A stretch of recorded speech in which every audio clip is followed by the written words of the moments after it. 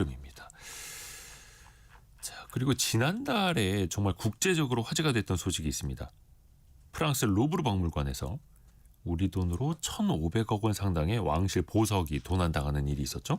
다행히 범인을 바로 잡긴 했습니다만 방문객들이 정말 많은 대낮에 이런 범죄가 일어났다는 게 더 충격이었는데요. 역사적으로도 서양, 동양 막론하고 크고 작은 도굴이 정말 많았다고 합니다. 아예 무덤을 털어가는 일도 있었다고 하고 그런 기상천외한 사례들 역사 커뮤니케이터 이한 작가와 함께 파헤쳐 보시죠. 작가님 안녕하세요. 안녕하세요. 오늘 이제 도굴에 대해서 예. 파헤쳐 주신다고요. 이 도굴의 역사가 정말 오래됐다면서요. 아주 정말로 오래됐습니다. 저 고대 이집트에는 네. 파라오들의 무덤이 있는 왕가의 계곡이 있는데요. 거긴 무수한 파라오들의 무덤이 만들어져 있는데 네. 소문에 따르면은 파라오 무덤이 만들어진 거와 동시에 도굴이 벌어진다. 그래서 그 일대에 사는 사람들은 낮에는 파라오의 무덤을 만들고 밤에는 파라오의 무덤을 도굴한다. 그런 소문까지 있을 정도로 정말 그 도굴의 일상화 거의 그런 느낌입니다. 네. 근데 이게 그냥 파라오가 그걸 막거나 그런 것도 아니고 이제 이집트도 있잖아요. 힘이 강할 때가 있고 약할 때가 있습니다. 그래서 힘이 강할 때는 멋있는 무덤을 만들고 많은 부장품을 넣지만 힘이 약할 때는 그 다른 파라오 무덤 도굴해서 거기 있는 보물들을 자기 무덤에 넣고 그렇게 그런 경우도 있었습니다.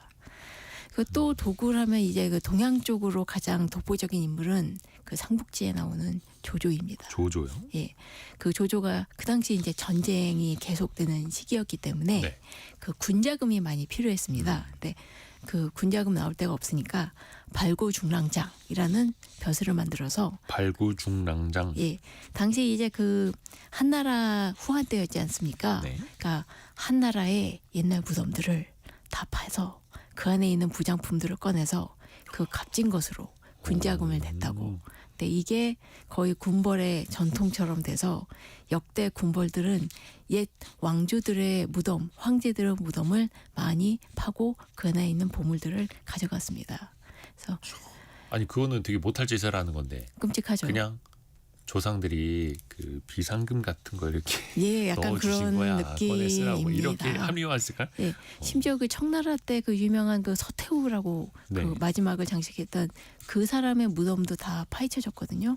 그래서 그 사람 무덤에 나왔던 그 귀중한 그 야명주라는 보석이 있는데, 야명주요. 예, 그 보석도 이제 그 중국 국민당이 이제 도굴을 해서 이 그 보물이 중국의 이 권력자를 통해 지금 미국까지 가 있습니다. 오, 중국의 국민당이면 지금 대만으로 예, 갔던 예. 그 약간 정치파벌. 처음에는 그 이제 군벌이었다가 나중에 국민당이 소속된 그런 거이지만 어쨌거나 결론적으로는 국민당이 그래서 그게 이제 미국으로 가 있다. 예. 서태후의 무덤에서 나온 야명주. 야명주라는 게 그거라면서 야광 예. 그 빛나는 돌. 그렇죠. 그러니까 그 무협소설 보시면 항상 이거 하나당 엄청나게 비싼 거다라고 나오는 그런 보물들입니다. 마치 드래곤볼처럼. 예. 우리나라 어떻습니까? 우리나라도 도굴 피해가 많았을까요? 역사적으로? 그 아무래도 그렇죠. 우리나라의 도굴의 역사도 아주 깊고 침침해서 이거는 그 고고학자분들 그분들 학술대회 같은 데 가서 그분들이 약간 좀 이제 마음 풀어지고 술 한잔 하시면은 별별 이야기가 다 나오거든요. 그래서 근데 그 얘기를 다 할 수는 없고 이제 우리나라 그 삼국시대에서부터 이미 도굴이 되게 굉장히 많이 됐습니다.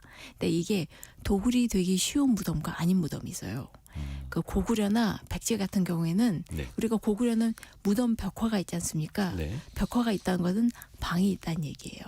무덤 안에 이제 방을 만들고 거기에 벽화도 만들고 그다음에 그 여러 가지 부장품도 넣었기 때문에 무덤 입구만 열면 그 안은 텅 비어 있기 때문에 긁어내기 꺼내가기 쉽다. 예, 쉬워요.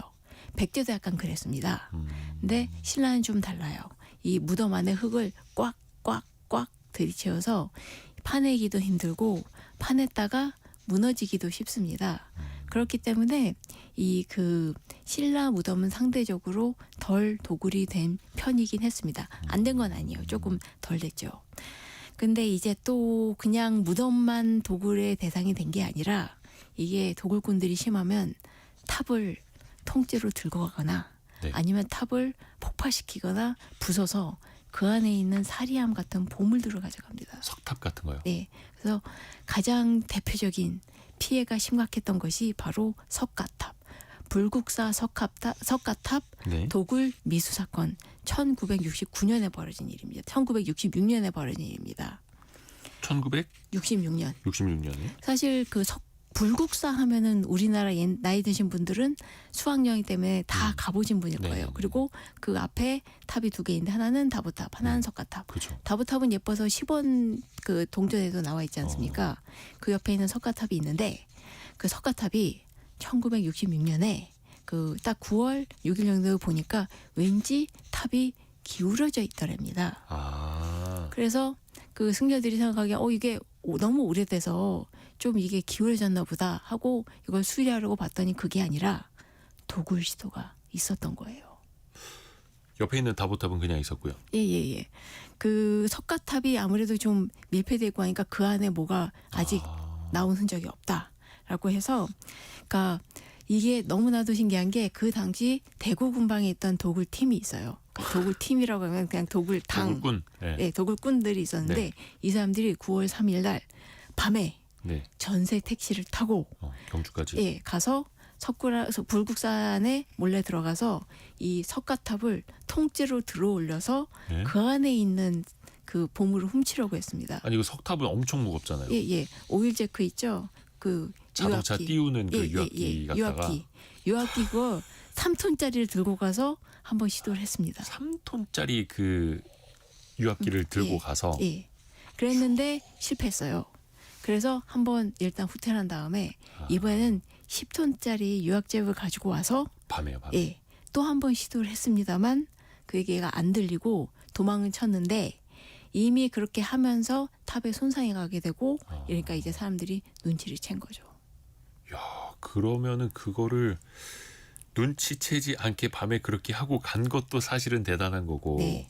근데 결국은 기울어져 있으니까 사람들이 저거 왜 이러지? 예. 라고 하다가 근데 또 더 어마어마한 일이 생겼다면서요. 그래서 이제 억지로 비틀었으니까 예. 이게 뒤틀린 거잖아요. 그래서 이거를 수리하기 바로 위해서 잡아야죠. 6개월인가 7개월인가 했는데 중간에 나무가 좀 연약해서 이 돌덩어리가 그냥 뚝 하고 떨어져 바닥에 꽝 하고 떨어지는 그 상단부가요. 네, 그런 온갖 고통스러운 일이 있었는데 천만다행으로 이게 이 사람들이 실패했잖아요. 예, 그러니까 결국 이 훔치지를 못했습니다. 그래서 이거 고친 김에 네. 제대로 발굴을 해보자. 그래서 사람들이 열심히 도대체 뭐가 있길래 저 사람들이 여기 왔을까? 예, 그리고 이왕 망가진 김에 안도 들여다보자가 됐는데 실패했기 때문에 그 안에 있는 사리탑이 무사했습니다.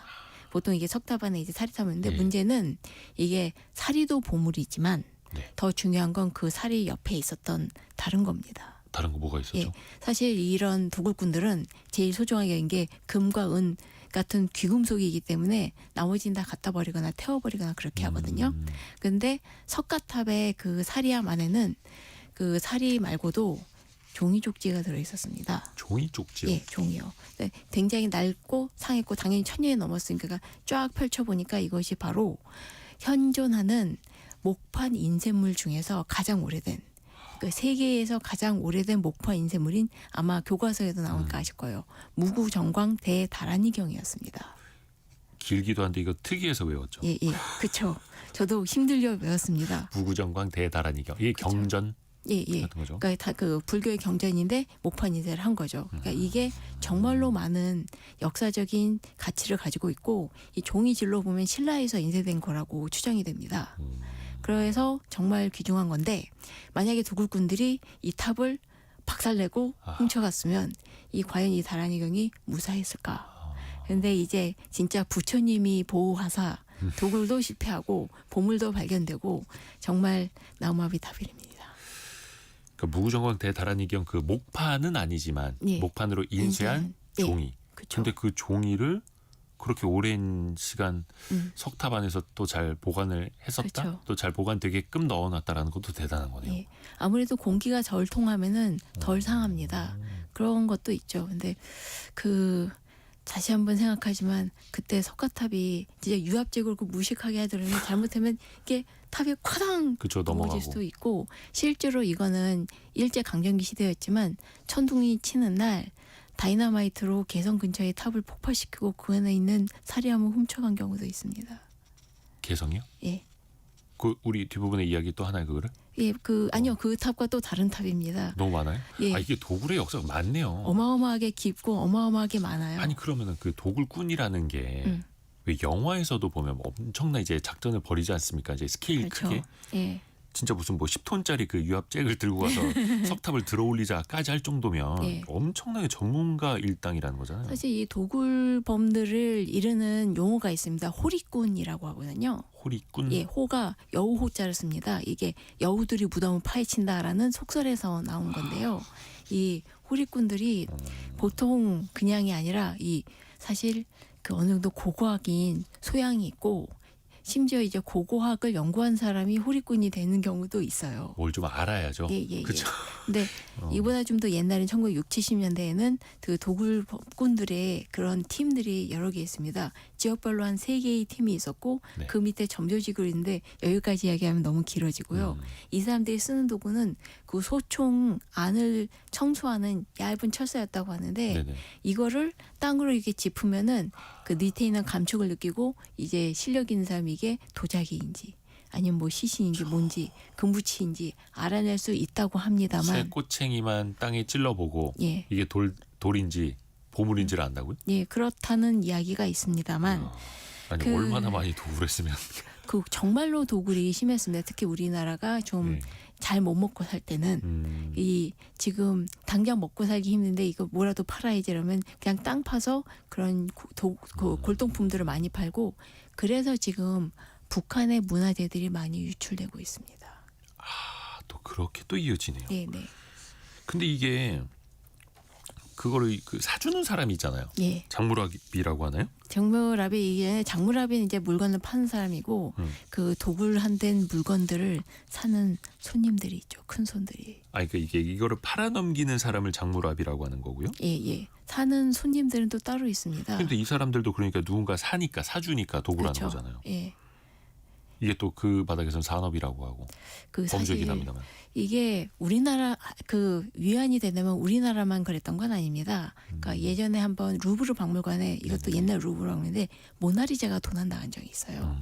그 작은 사실 모나리자 그림이 되게 작거든요. 그러니까 누가 이제 훔쳐간 적이 있는데 모나리자가 도둑 맞은 바로 그날 8명인가 9명인가 사람들은 각자 자기가 진짜 모나리자를 샀다라고 믿으면서 거액의 돈을 지불했습니다. 그러니까 사실 진짜 모나리자는 딴 데 숨겨져 있었거든요. 근데 돈이 많은 사람은 나는 저 모나리자를 갖고 싶다는 것으로 이제 그런 도굴꾼 장물합이들한테 접속해서 야 너희가 훔쳐간 그 그림 가지고 있지 살게 얼마라도 줄게 그랬습니다. 순식간에 모나리자가 복제가 된 거네요. 그렇습니다. 그걸 또 그런 돈 많은 사람들은 그 탐욕에 눈이 멀어서 그렇죠. 이게 진짜인 줄 알고. 그래서 사실 도굴꾼이나 도굴범들이 주로 하는 것이 이제 값비싼 유물 훔쳐내면 재벌이나 돈 많은 사람한테 접촉을 해서 이거 얼마 줄게 그렇게 얘기 나옵니다. 뒤에도 나오지만 이번에 에이펙 그 경주에 전시된 금관 중에 하나인 교동금관이 바로 그렇게 도굴되어서 재벌에게 팔아 넘겨질 뻔했던 금관입니다. 이게 나중에 나오지만 그렇게 됐습니다. 아, 그 저기 봐. 201호님이 알려주셨네. 유압잭 자체가 10톤이 아니라 10톤을 들어올릴 수 있는 유압잭일 겁니다. 맞습니다. 그죠. 그래도 클 텐데요, 그렇죠? 예. 그것도 차로 실어서 갔다라는 거고. 201호님 고맙습니다. 알려주셔서. 그럼 이게 그래도 석가탑을 우리가 지켜낼 수 있었는데 예. 아예 탑을 부숴버리는 일도 있었어요? 탑을 아까 이제 다이너마이트로 폭파해서 그 안에 있는 보물만 훔쳐가는 경우도 있었고 좀 더 황당하게 탑을 통째로 들고 가버린 일도 있었습니다. 목탑을요? 석탑을요? 석탑입니다. 돌덩어리를요? 네. 들고 갔다고요? 네. 그게 뭡니까? 지금 국립중앙박물관에 들어가시면 네. 입구 지나가 보면 저 안쪽에 커다란 석탑이 하나 세워져 있는 거를 한번 보실 수 있을 겁니다. 저희가 유튜브로 KBS 라디오 유튜브 채널로 이제 보실 수 있게끔 저희가 같이 화면을 띄워드립니다. 네. 이 탑의 이름은 개성 경천사 10층 석탑입니다. 원래 개경에 있었던 거예요. 그리고 경천사라는 절에 있었던 거고요. 네. 지금 이 절은 없어졌습니다. 그런데 어찌하여 개경에 있어야 된 탑이 여기 국립중앙박물관 실내에 있는가? 여기에는 아주 슬프고 긴 역사가 있습니다. 그러면 저 석탑을 조각내서 누가 네. 훔쳐갔었던 거예요? 네, 그러니까 이게 워낙 개성에 있었는데 1907년에 그 미국의 국내성의 대신이었던 다나카 미사키라는 사람이 있습니다. 네. 이 사람이 1907년에 그때 순종이 결혼을 해요. 결혼했기 때문에 그 나름 결혼을 축하하기 위한 그 외국인들. 외교 사절로서 네. 우리나라에 왔거든요. 그리고 왔는데 와서 저 탑을 들고 날라버립니다. 아니 어떻게 석탑을 들고 갈 생각을 하지? 그 이전에 이제 그 일본이 한번 우리나라 안에 있었던 예. 그 문화재들을 전부 이제 정리를 했거든요. 근데 아마 그때 그 보고서를 보고 이 탑은 내가 가져갈래라고 찍었던 것 같습니다. 그래서 자기 밑에 있었던 그 곤도라는 이제 그 이 사람도 도굴상 겸 유물상인 사람하고 그 다음에 일본 사람들 100명을 시켜서 탑을 뚝딱뚝딱 해체해 버립니다. 근데 그러면 당연히 우리나라 사람이 감히 있냐? 아니에요. 우리나라 사람들 거기 있던 주민들이 달려오고 또 거기 개경의 군수라든가 그런 사람들 걸려서 뭐 하는 짓이냐. 이거 우리 탑인데 왜 부수냐. 그렇죠. 라고 하니까 이 사람들이 우기는 게 대한제국의 황제가 이 탑을 우리 일본 대신한테 준다고 선물해 준다고 얘기했다. 당연히 거짓말이죠. 그러니까 그 조선 관료가 그렇다면 증명서로 가져와 봐라. 네네네. 당연한 그렇죠. 일이었는데 그렇게 되자 그 다음 날로 군인들을 몰고 와서 총칼로 그 사람들을 위협해서 40개의 나무 박스에다가 이 탑을 조각조각 내서 다 실어서 들고 기차에 실어 날라버립니다.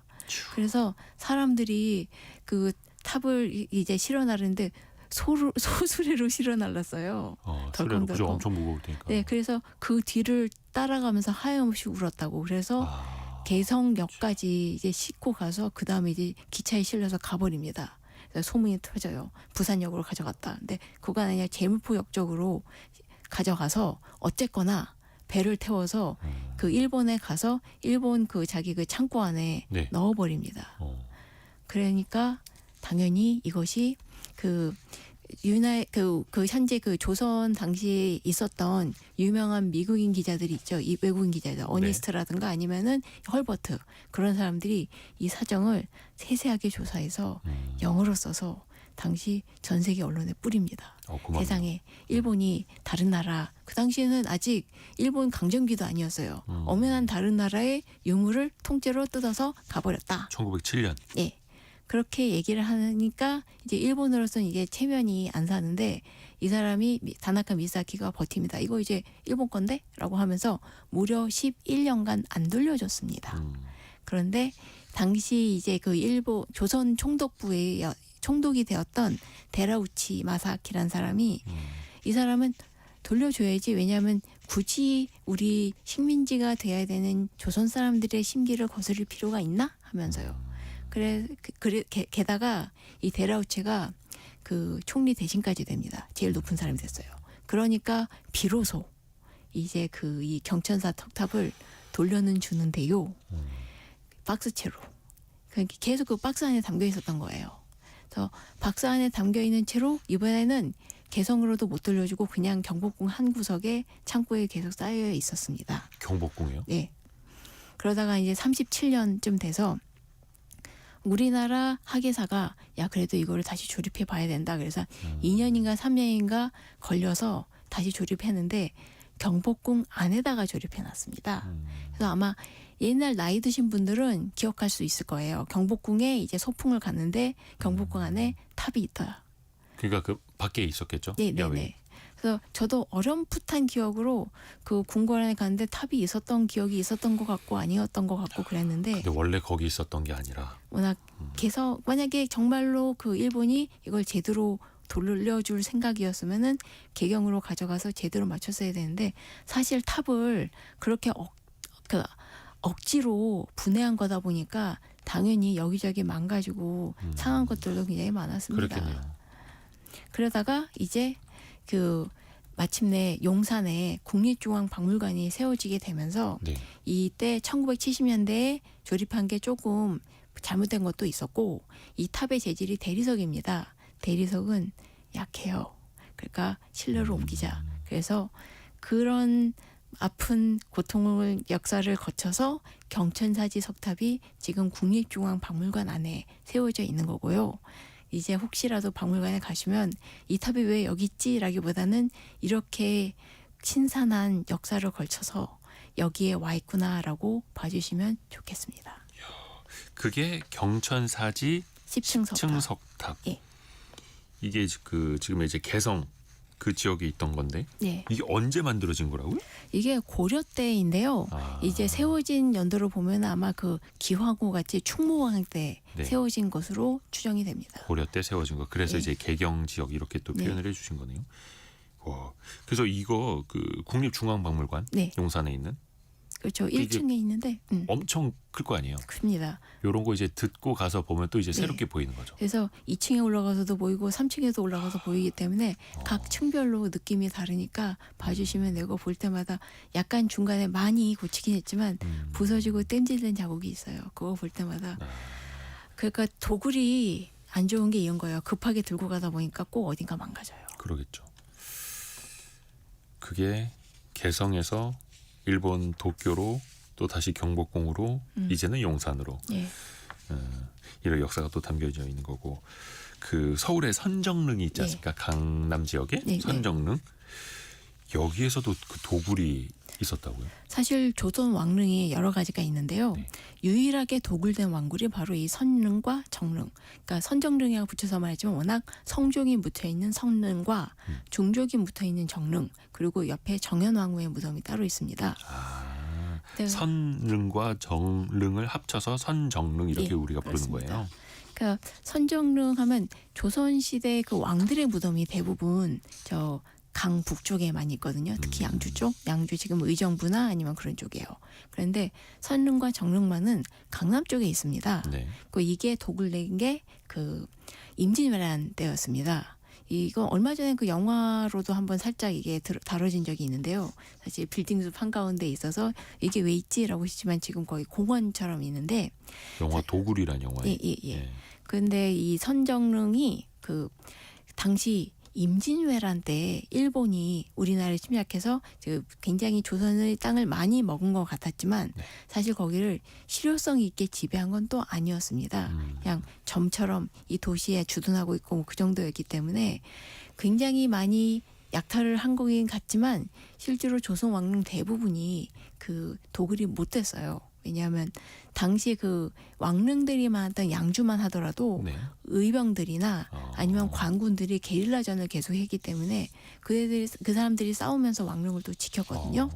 그런데 선릉과 정릉은 아무래도 그 일본군들이 오래 주둔할 수 있었고 그래서 도굴이 벌어졌습니다. 근데 조선 왕릉이 도굴이 되기 힘든 게 우선 유교의 국가이다 보니까 부장품은 좋은 걸 써서 안 좋다라는 게 있어서 그 신라처럼 이게 금이나 은이나 그런 거는 안 넣었던 것 같습니다. 삼국시대나 고려시대처럼 금은 보화를 넣진 않았고요. 예, 그렇다고 하고요. 그리고 또 하나 중요한 게 그리고 관 바깥에 있는 걸 곽이라고 하거든요. 예. 그걸 넣었는데 그 주변을 전부 생석회로 둘러쌉니다. 시멘트 같은 걸로. 예. 근데 생석회를 넣고 이제 땅을 묶어보면 이게 생석회가 점점 수분을 많이 흡수해서 아예 통째로 커다란 돌덩어리 같이 돼버려서 도굴이 무척 힘들어집니다. 그래서 사실 대부분의 도굴이 실패했는데 그 선정릉은 아무래도 너무나도 일본군들이 오래 주둔하고 있다 보니까 좀 각 잡고 도굴하기 좋았던 모양인지 그래서 이제 파헤쳐졌고요. 그래서 나중에 일본군이 물러가고 난 다음에 조선에서 이제 조사를 해보니까 설릉 그러니까 성종의 무덤은 다 파헤쳐져서 관이고 곽이고 다 없어졌고 그렇게 해서 지금 시신도 다 잃어버린 그런 참담한 상황이 됐고요. 근데 정릉 쪽은 좀 문제가 있었습니다. 여기도 다 파헤쳐졌거든요. 네. 관이고 곽이고 다 없어졌는데 문제는 그 무덤 근처에 오래된 시신 하나가 놓여 있었습니다. 도굴이 벌어진 다음에요. 네.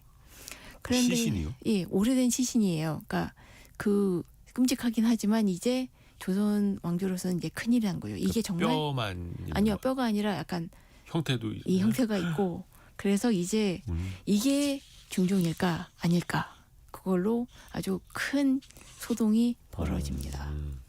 만약에 이 시신이 정말 중종이라면 네. 곱게 모셔야 되는데 그렇죠. 만약 그게 아니면은 생판 남을 무덤에 모신 거니까 이게 곤란해진 거예요. 근데 문제는 중종이 이제 선조의 할아버지쯤 되니까 이제 그 얼굴을 알고 있는 사람이 별로 없고, 그러니까 제 생각에는 시신이 어느 정도 얼굴을 좀 알아볼 수 있는 수준이었던 것 같습니다. 그래서 이제 물어보는 거예요. 그 나이 든 신하들한테 할아버지 어떻게 생겼지? 라고. 그러니까 각자 이 생긴 걸 기억하고 얘기를 하고 그림도 그려보고 그러니까 검시도 다시 해보고 했지만 역시 알 수가 없어져서 그냥 그 시신은 따로 곱게 묻고 비어있는 무덤에는 옷을 새로 만들어서 그걸 다시 매장을 했습니다.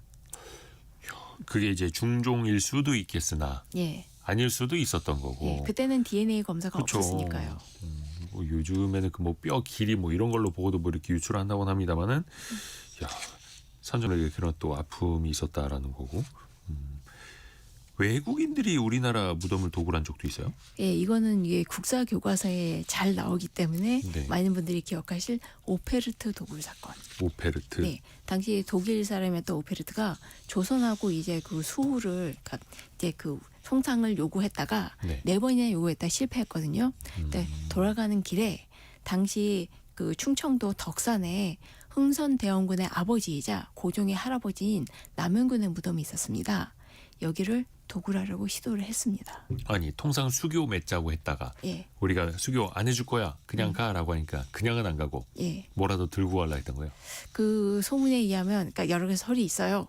그 이렇게 그 시신을 훔쳐내서 이걸 인질로 이제 그 조약을 맺으려고 했다. 근데 이거는 솔직히 말도 안 되는 소리고, 조상님 시신 가지고 협박하는 사람하고 어떻게 그런 걸 하겠습니까? 이거는 그 유교의 나라가 아니라 서양에서라도 그 도리 없는 일이죠. 그리고 또 이제 이런 도구를 하는데 물줄가 또 있었거든요. 네. 아마 그 안에 있는 보물을 노린 것 같긴 한데, 아까 말했듯이 조선시대의 그 무덤에는 회광묘를 잔뜩 넣었기 때문에 그 캘 수가 없어서 날이 밝아서 도망가 버렸고요. 그리고 당연히 이 일로 흥선대원군은 머리 끝까지 화가 나서 그 쇄국 정책에 더욱 박차를 가하게 되고 외국인들을 믿지 않게 되었습니다. 흥선대원군의 쇄국 정책이 더 공고해졌던 또 하나의 계기였던 거예요? 예, 근데 도굴 자체로는 이제 실패를 했던 거고. 그렇습니다. 근데 이런 일들이 꽤 많았어요. 아까 얘기한 대로 그 서태후의 무덤이 파헤쳐진 게 그 국민당이 했다고 했지 않습니까? 네네네. 그러니까 그 청나라의 마지막 황제였던 부의 그 사람도 다시는 이 국민당과 손 안 잡겠다고 선언하고 일본 쪽으로 넘어갔습니다. 그죠. 자기 조상묘 파헤치고 뭐 다 그쵸. 훔쳐간 사람하고 말 섞고 싶겠습니까? 그렇습니다. 또 이번에 에이펙 정상회의에서 또 화제가 됐던 게 미국 트럼프 대통령한테 선물한 그 천마총 금관. 그렇죠. 물론 이제 뭐 복제 모형이라고는 합니다만 요것도 역사적으로 도굴된 적이 있을까요? 진짜 그렇습니다. 그게? 그 천마총 무덤을 이렇게 천마총 금관이 여지껏 발견된 금관 중에 가장 크고 화려하죠, 화려한 겁니다. 화려하죠. 예. 근데 지금 현재 그 전시된 금관이 6개지 않습니까? 근데 그거 말고 약간 도굴된 것으로 추정되는 금관까지 포함하면 몇 개 더 있긴 합니다. 그또 하나 이 잘 알려져 있지 않지만 금관과 똑같이 생긴 금동관들은 많이 더 있습니다. 그러니까 금관과 똑같은 디자인인데 재질이 동이에요. 근데 그 바깥에 금을 씌운 거. 도금. 예.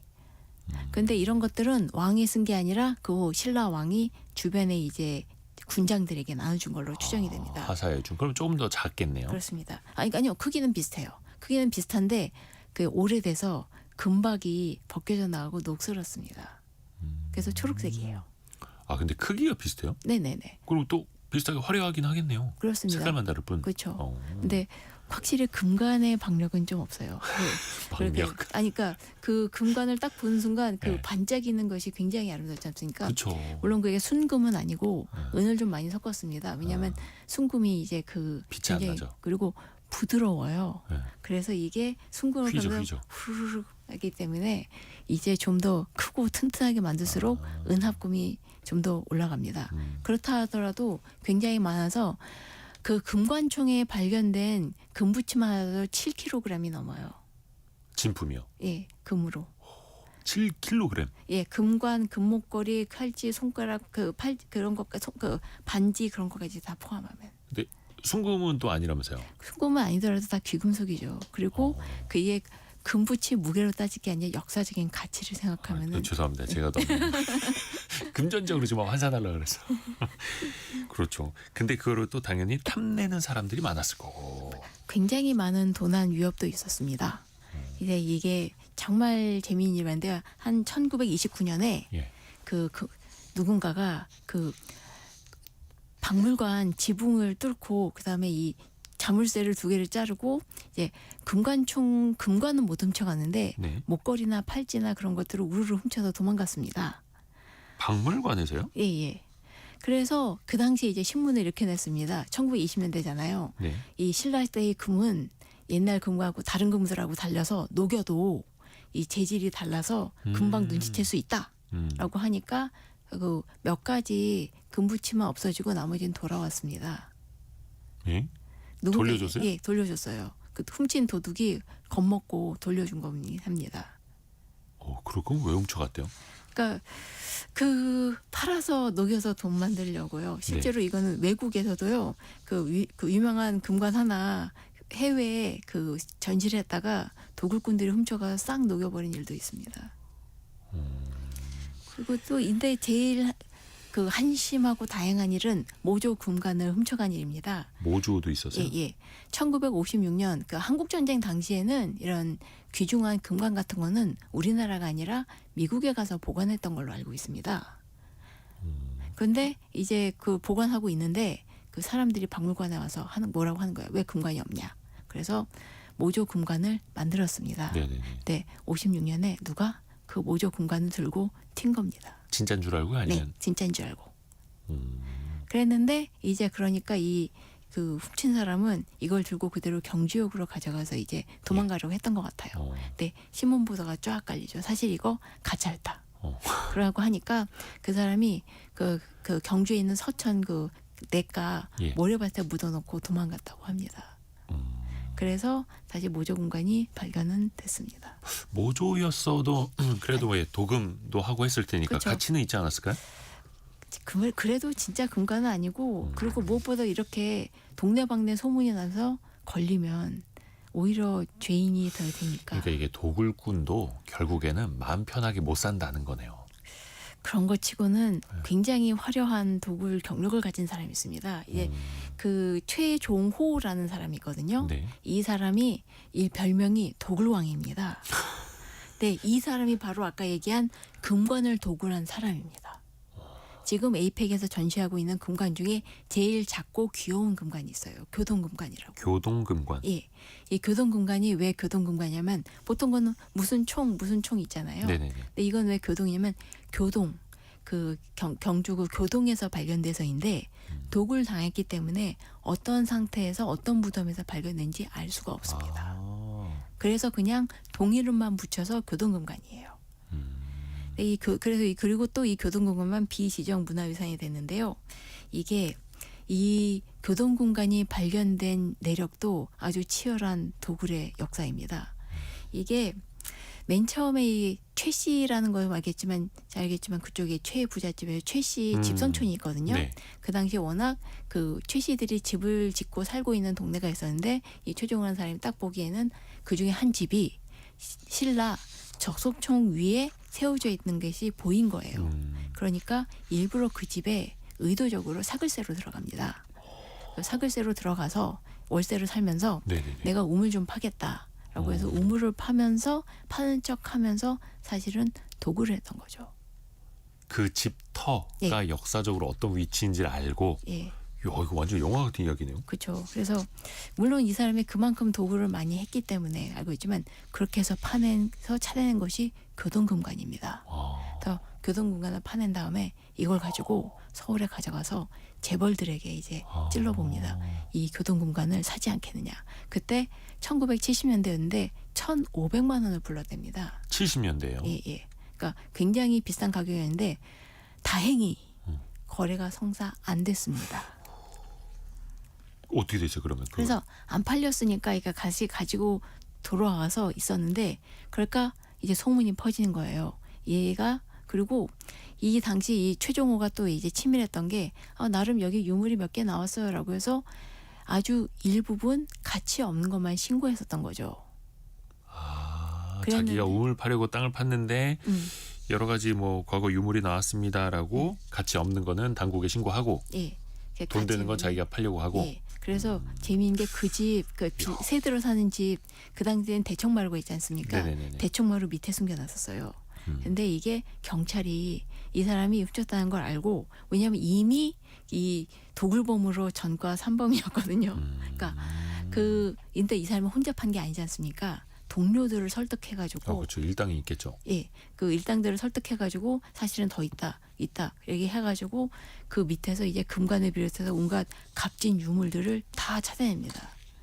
거의 한 700점이 넘었다고 해요. 네. 네, 나왔는데 근데 이 최종호라는 사람이 정말 화가 나는 게 그래서 이 금관이 정말 어디서 발견됐느냐 그걸 이제 알 수가 없어졌으니까 독을 당해서 알 수 없으니까 내가 거기에 어디에 파냈는지 얘기할 테니까 대신 날 석방해 달라라고 거래까지 걸어요. 정말 화나죠. 그래서 독을 왕이라고 불릴 정도였네요. 예. 근데 그렇게 해서 이제 유물은 무사히 건졌지만 이게 워낙 고고학 유물은 이게 어디에서 발견됐는지 어떻게 발견됐는지 그리고 그 위에 그 문서라든가 그런 걸 통해서 체계적으로 연구를 해야 되는데 도굴꾼은 그냥 유물만 싹 들고 가기 때문에 정보를 도저히 알 수가 없어요. 그렇죠. 그리고 또 그 과정에서 아까 그 석탑처럼 손상당하기도 하고 예. 벌써 시간이 다 됐는데 저희가 준비한 그 사진 하나 좀 보여드리면서 이게 또 예. 교훈을 얻을 수도 있는 게 있어서 네. 저희가 유튜브로도 영상 띄워드릴게요. 연가 7년명 금동 불입상? 예. 이름이 되게 이거는 어렵네요. 교과서에 나옵니다. 왜냐하면 굉장히 처음 보는 귀한 단어인데 교과서에 아니, 나왔나요? 네. 예. 왜냐하면 고구려 불상 중에 굉장히 유일한 거거든요. 게다가 뒤에 글씨가 새겨져 있기 때문에 이게 정말 귀중한 유물이고. 고구려 시절의 불상이에요. 네. 그리고 국보 119호입니다. 하여튼 교과서에 있었다고 예. 합니다. 네, 이게 뒤가 접혀 있죠. 살짝 보면. 그러니까 많이 저희가 접혀 사진을 이제 띄워드리는데 음. 불상 뒤에 이게 뭐라고요? 날개처럼 뭐라고 해야 될까? 광배라고 합니다. 광배. 근데 광배가 이게 접혀 있는데 이게 1967년에 누군가가 덕수궁 박물관에서 이제 보관 중인 걸 유리창을 들고 유리 덮개를 들고 도망간 거예요. 그래서 훔쳐갔는데 그 훔쳐간 사람이 함부로 돼 있기 때문에 이 광배가 꺾였습니다. 그 상단 부분 그 광배가 네. 접힌 건지 꺾인 건지 뭐 이렇게 쭉 금이 가 있어요. 네. 근데 이걸 꺾인 거를 되살리면 이게 손상해 갈 수 있을 것 같아서 도저히 못 되돌리고 이게 60도 정도인데 워낙에 이 정도로 손상이 돼 있지 않았습니다. 앞으로 꺾인 그 상태 그대로 국립중앙박물관에 전시가 돼 있는. 네. 지금도 감에 있어요. 그러니까 아까 이제 우리 청취자분들이 박물관 갔을 때 그냥 아무 생각 없이 보고 그냥 지나쳤던 것들 이제 다시 보게 될 것 같다고 많이들 공감해주고 계시는데 연가 7년명 금동 불입상. 아직 범인은 못 잡혔습니다. 그래요? 예. 근데 돌려받았다는 거고. 이 사람이 계속 전화를 걸어서 무슨 한강 철교 구석에 놔뒀으니까 찾아가라고 해서 그래서 당시 문화재 국장님 한밤중에 차 타고 가서 열심히 지어가지고 간신히 무사히 돌아왔습니다. 아픈 역사긴 합니다만 이 도굴의 역사 같이 또 파헤쳐봤습니다. 이한 작가였습니다. 고맙습니다. 감사합니다. 라디오 정보센터 다녀옵니다.